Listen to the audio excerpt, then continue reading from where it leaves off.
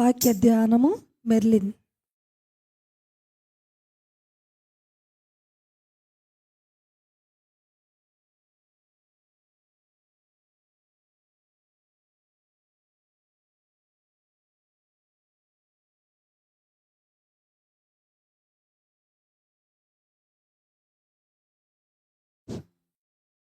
ఈ దినము నేను ఇక్కడ నిలబడడానికి కారకుడైన నా సజీవమైన దేవునికి నా మొదటి వందనాలు.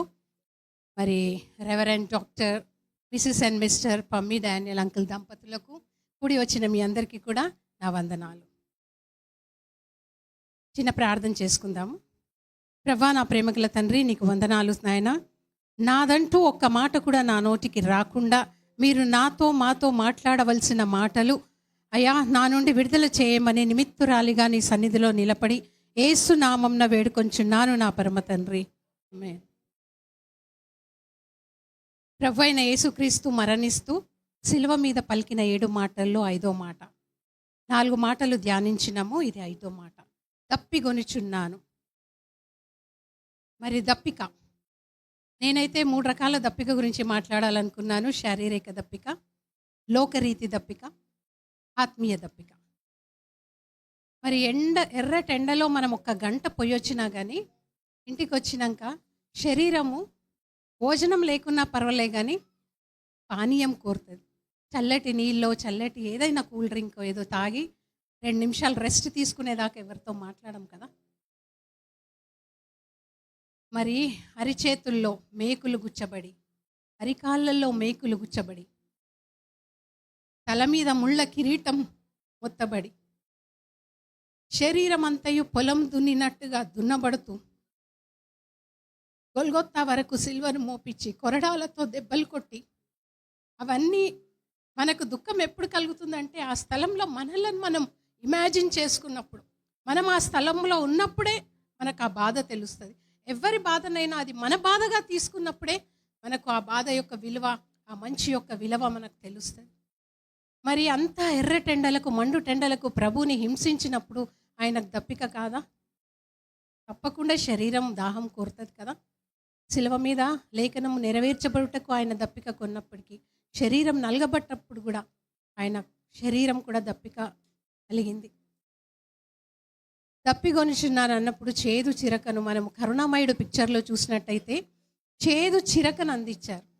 ప్రభు దాహం అన్నప్పుడు చిరకను అందించినప్పుడు ఇలా తీసుకొని టేస్ట్ చూసి ముఖం తిప్పేసుకుంటాడు. ఆ దృశ్యం నన్ను చాలా బాధ పెట్టింది. అది తలంచుకున్నప్పుడు నేను చాలా బాధపడతా. ఇయ్యకున్నా బాగుండేది అనిపించింది. ఈ దినాలలో మనం ఎంతమంది ప్రభు మధురమైన సుహాసనం గల తలంపులు, సుహాసనం గల హృదయాన్ని కోరినప్పుడు ఎంతమంది మనం చేదు చిరకను అందించట్లేదు ప్రభుకి. మన తలంపులతో, ఆలోచనలతో, మన మాటలతో, మన క్రియలతో, మన బాడీ లాంగ్వేజ్తో, మన చూపులతో ఎంతమంది మీ చేదు చిరకను అందియట్లేదు? ఒక్కసారి పరీక్షించుకుందాం.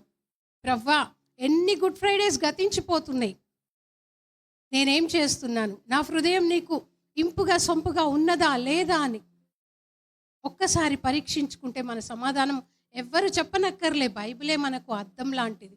సామెతల గ్రంథం చదివినప్పుడు మన గుణగణాలన్నీ ఇక్కడ కనబడుతుంటాయి. బైబిల్ పరలోక రాజ్యానికి మార్గం. ఇందులో చెడు చేసిన వాళ్ళే ఉన్నాయి, మంచి చేసిన వాళ్ళే ఉన్నాయి. చీకటికి వెలుగు ఎట్ల పొత్తు, మంచికి చెడు ఎట్ల పొత్తు, ఆ విధంగా బైబిల్లో చెడు చేసిన వాళ్ళు, మంచి చేసిన వాళ్ళు అందరి గురించి ఉన్నది. మనము చెడుని వదిలిపెట్టి మంచిని పట్టుకొని నడవటమే బైబిల్. ఆ మార్గమే మనలను పరలోక రాజ్యానికి చేరుస్తుంది. మరి బైబిల్లో కూడా మనం చూసినట్టయితే మరి శారీరక దాహం గురించి మనం చెప్పుకున్నాం.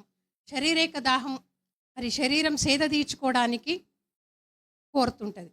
మరి అలాగే ఈ లోకరీతిగా లోకదాహం ఎలా ఉంటుందంటే, మరి మీరెవరు తీయనక్కర్లే, నేను త్వరగా ముగిస్తాను. గుడ్ ఫ్రైడే అన్నది జ్ఞాపకంలో ఉంది నాకు. షుగర్ పేషెంట్స్ కూడా ఉంటారు, భయపడకండి. నాకు ఇచ్చిన టైం కన్నా ముందే ముగిచ్చేస్తాను. మరి మొదటి రాజులు 21వ అధ్యాయంలో ఒక రాజుకి చాలా దాహమైంది. చెడు దాహం, లోకరీతి దాహం. నీ పొరుగువారి సొమ్మును దేనినైనాను ఆశింపకూడదు అంటే అదే దాహం, ఆశించే దాహమే. ఆ రాజు తన తోట పక్కనున్న నాబోతు అనే వ్యక్తి తోట తన పక్క తోటలో ఉన్నందుకు ఆ తోట కూడా నాకే కావాలని ఆశించిండు.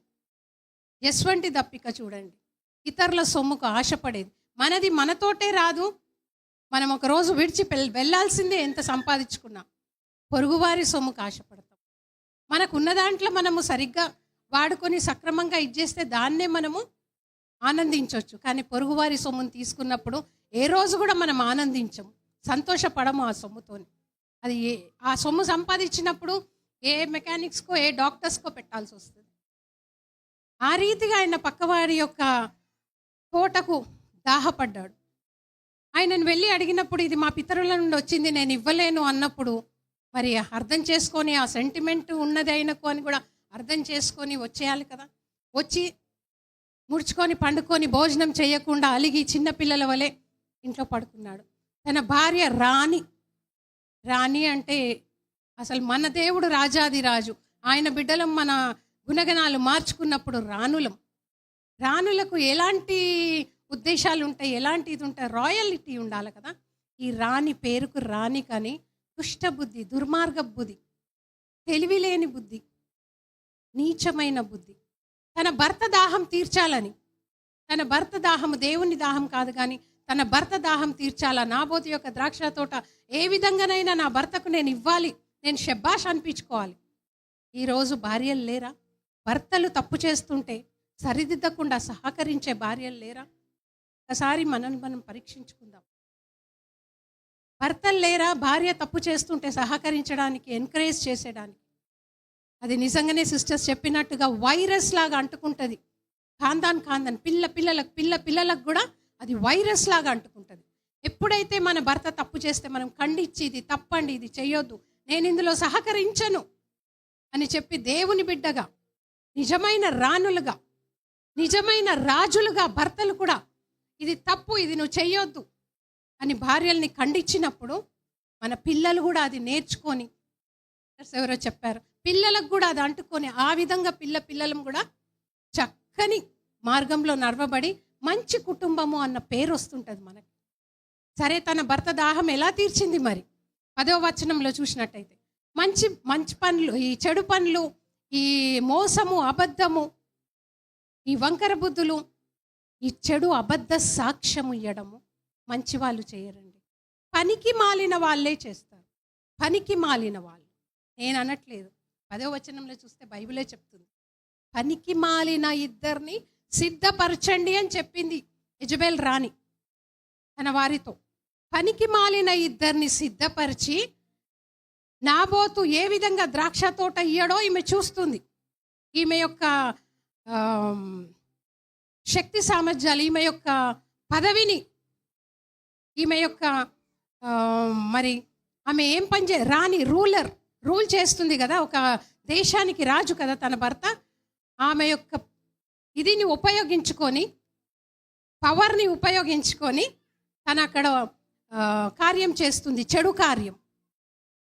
ఇద్దరు పనికి మాలిన వాళ్ళని సిద్ధపరిచి నాబోతు రాజుని దేవుణ్ణి దూషించినాడని చెప్పి అబద్ధ సాక్ష్యం చెప్పిపించి రాళ్లతో కొట్టి చంపిపించి భర్తకు వచ్చి చెప్తుంది, పో నాబోతు యొక్క ద్రాక్ష తోటని నువ్వు ఆక్రమించుకోపో. ఎందుకు, ఎట్లా, ఏం చేసినావని ఏం అడగలేదు.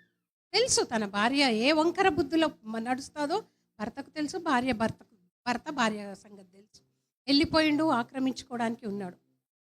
తండ్రి అయిన దేవునికి దాహం పుట్టింది, నువ్వు ఎట్లా చంపబడ్డావో అలా చంపబడాలని. ఆయన ఏలియాని పంపించాడు, చెప్పు నాబోతు యొక్క ద్రాక్ష తోటలో ఆహాబు ఉన్నాడు, ఆయన రక్తం ఏ విధంగా కుక్కలు నాకినాయో నీ రక్తం కూడా అదే విధంగా నాకబడతాయి. మనుషుడు ఏది విత్తుతాడో అదే కోస్తాడు. మోసపోకుడి దేవుడు విక్రించబడడు. మనుషులు ఏది విత్తుతాడో అదే కోస్తారు. కాకరకాయ విత్తనాలు వేసి టమాటాలు రావాలా, ఆలుగడ్డలు రావాలంటే రావు. నువ్వు విత్తింది చెడుయే, తప్పకుండా ఆ చెడుని కోస్తావు. అదే బైబిల్ చెప్తుంది, నా మాటలు కాదు. మనం ఏమి చేస్తామో ఎవ్వరు చూడట్లేదు, ఏమి చేయట్లేదు. నేను మోసం చేయొచ్చు, చాడీలు చెప్పొచ్చు, అబద్ధం చెప్పొచ్చు, అబద్ధ సాక్ష్యాలు చెప్పొచ్చు, ఏమైనా చేయొచ్చు అనుకుంటావు. కానీ మనుషులందరినీ కవర్ చేయగలుగుతావు, కానీ పైనున్న దేవుణ్ణి నీవు మోసపుచ్చలేవు. హృదయ రహస్యాలు ఎరిగిన దేవుడు ఆయన. ఒట్టి దేవుడు కాదు, హృదయ రహస్యం. నీ హృదయంలో, నీ తలంపులో ఏమి నడుస్తుందో ఆయనకు తెలుసు. కాబట్టి నువ్వు మోసపుచ్చలేవు. ఆ తలంపు నీకు రాకుంటే మంచిది. అదేవిధంగా మరొక వ్యక్తిని చూసినట్టయితే మనము మత్తయి సువార్త 26వ అధ్యాయములో 49వ వచనం. యూదా ఇస్కరియోతు 30 వెండి నాణాలకు ప్రభువైన యేసుక్రీస్తుని అప్పచెప్తానని ఒప్పించుకున్నాడు. అక్కడ బేరం ఆడలేదు, నాకు 30 40 కావాలని. ఎందుకంటే ఆయన తపన, ఆయన దాహమంతా ప్రభుని అప్పచెప్పాలంతే. ఎందుకు అన్నది అది వేరే సబ్జెక్ట్ అనుకోండి. తపన, కోరిక, దాహమంతా ప్రభుని అప్పచెప్పాల. డబ్బు కోసమైతే అక్కడ బేరం ఆడేవాడు. ఎందుకు పగ తీర్చుకోవాలనుకున్నాడు, ఏమైందో మనం ఇంకా చదివితే తెలుస్తుంది, అర్థం చేసుకుంటే ఇంకా తెలుస్తుంది. ఆ సబ్జెక్ట్ వేరు. పోయిండు బోధకుడా అని ఎవరినైతే ముద్దు పెట్టుకుంటానో ఆయన్నే ప్రభువైన యేసుక్రీస్తు మీరు వచ్చి పట్టుకోవచ్చు అన్నాడు. తీరిపోయింది ఆయన దాహం. పోయి బోధకుడా అని మీద పడి ముద్దు పెట్టుకున్నాడు.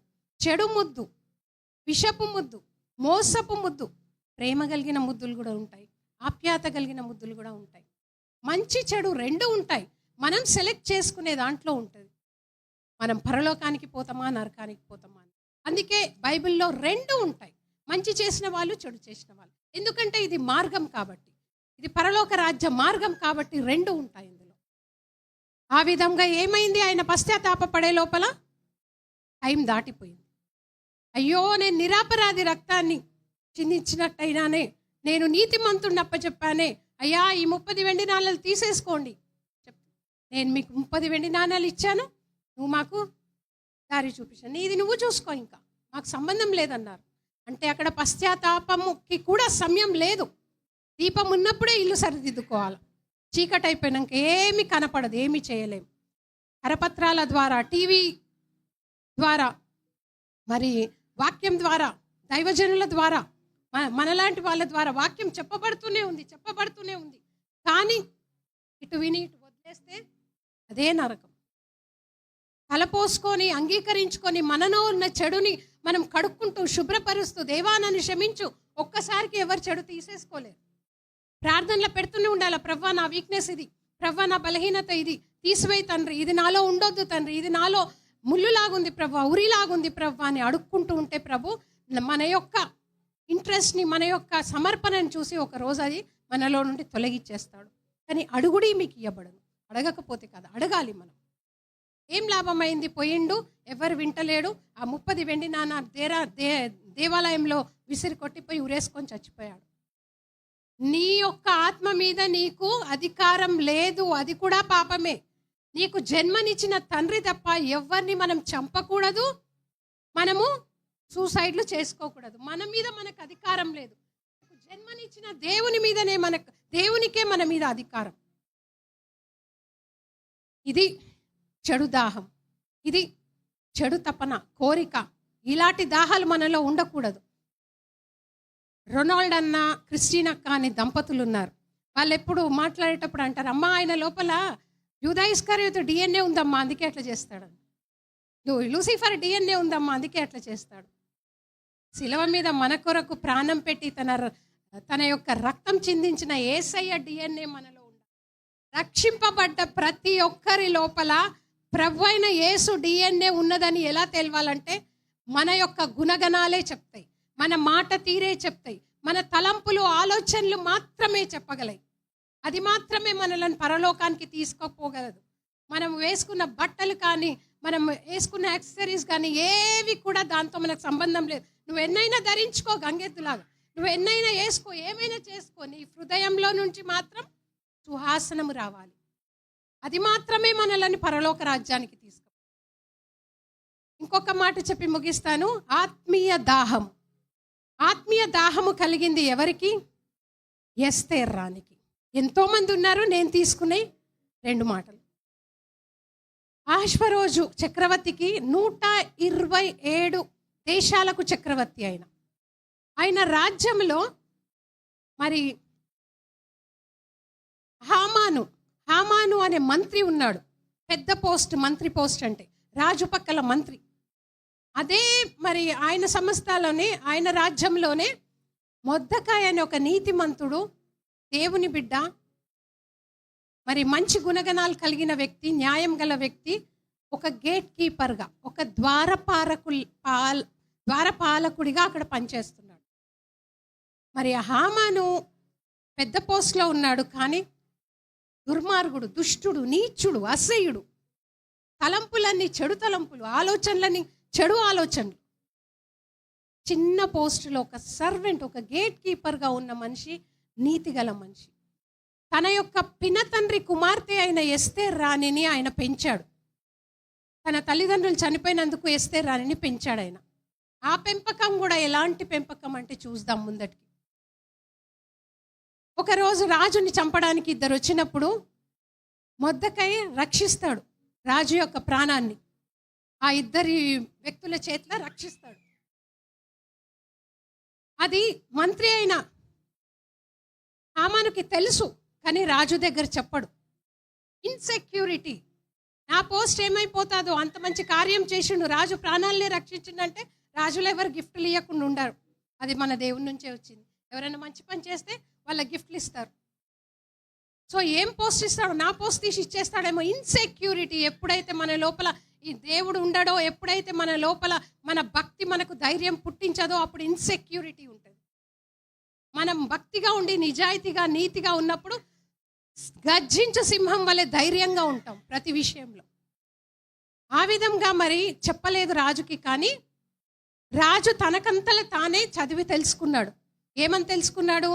ఇద్దరు మనుషులు నన్ను చంపనీకి వచ్చినప్పుడు ఆ గేట్ కీపర్ అయిన మొర్దెకాయి నన్ను రక్షించాడు. ఇది హామాను మంత్రిగా ఉండి నాకెందుకు చెప్పలేదు అని హామానుని పిలిపించి, హామాను తలంపులు ఎప్పుడు మొర్దెకాయిని ఉరి తీయాల. ఎందుకంటే మంచి ఉన్న దగ్గర చెడు తప్పకుండా ఉంటుంది. ఎక్కడో మంత్రులు కాకుండా ఇంకేదో పోస్టులో, ఇంకేదో ఆయన ఈక్వల్ పోస్టులు ఉన్న వాళ్ళ మీద పగబట్టలే, చాలా చిన్న పోస్టులో ఉన్న వాళ్ళ మీద. ఎందుకంటే ఆయనకు ఈయనకు హృదయము మ్యాచ్ అవ్వట్లేదు. ఆయన తలంపులు ఈయన తలంపులకు మ్యాచ్ అవ్వట్లేదు. ఆత్మ మ్యాచ్ అవ్వట్లేదు. ఆయనలో ఉన్నది పరిశుద్ధాత్మ, ఈయనలో ఉన్నది చెడు ఆత్మ, దురాత్మ దప్పిక, దురాత్మ దప్పిక, దుష్ట తప్పిక. ఆయనలో ఉన్నది యేసయ్య దప్పిక. ఆ జనాంగంనే నాశనం చేయాలనుకున్నాడు.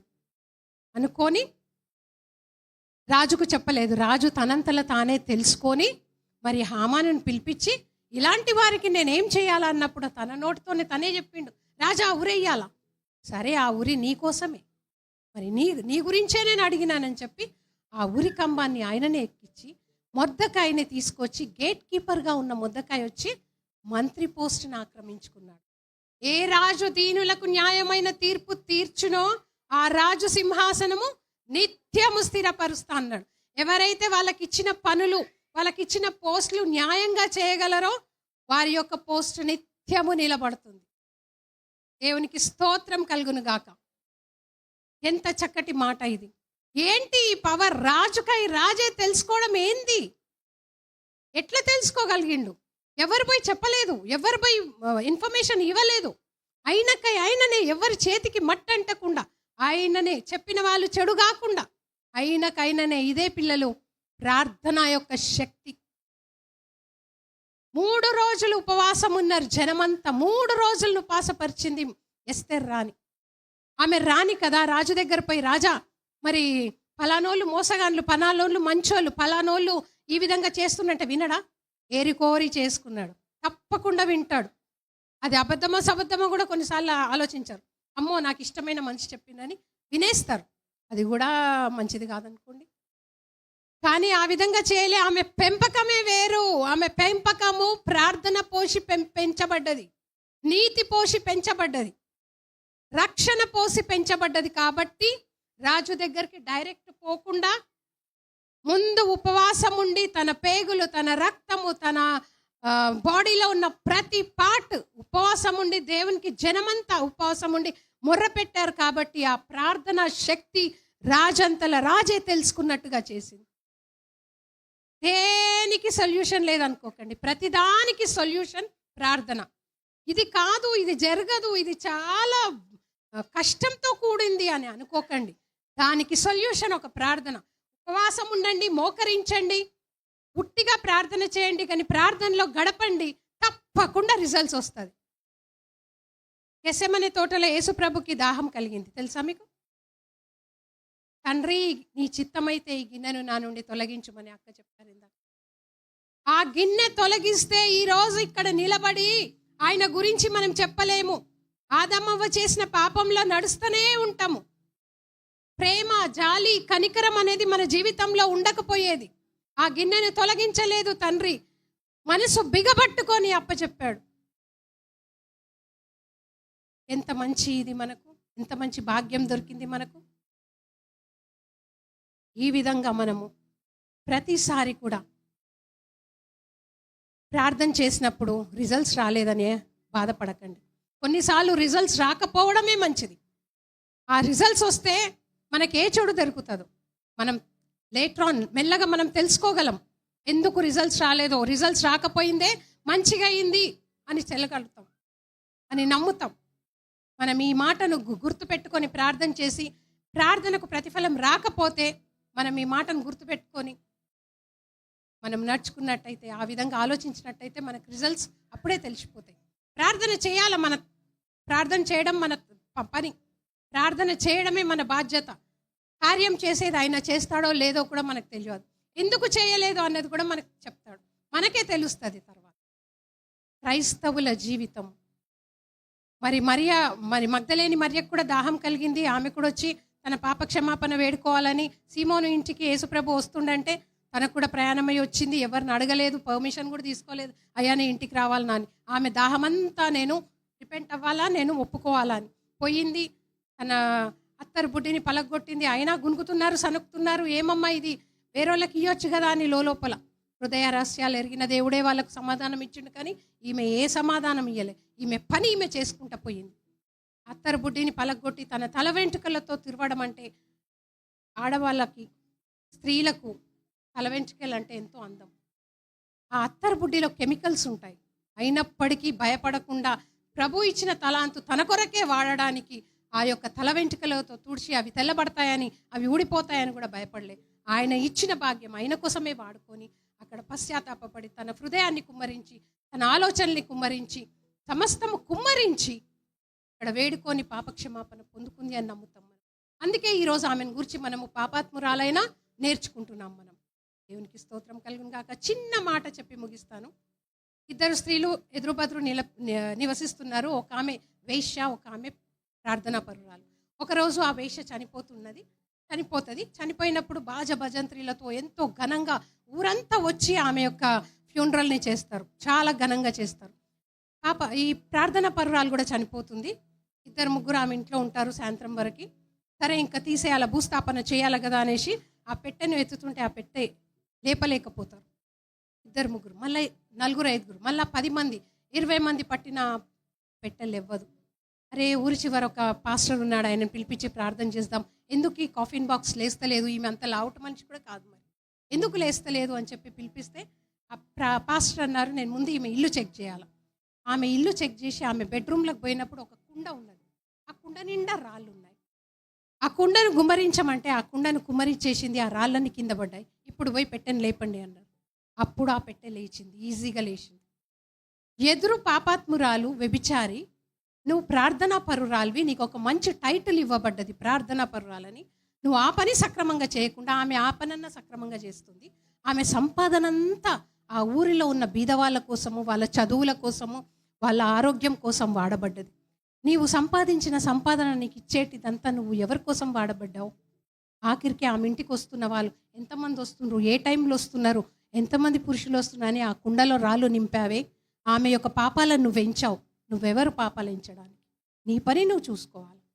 నువ్వెవరు సాడీలు చెప్పడానికి? నువ్వెవరు అబద్ధం చెప్పడానికి? నువ్వెవరు? దేవుడున్నాడు.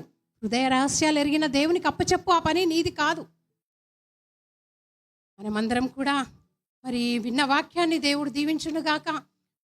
క్రైస్తవ జీవితం అంటే ఈ లోకంలో, ఈ భూమి మీద యుద్ధం.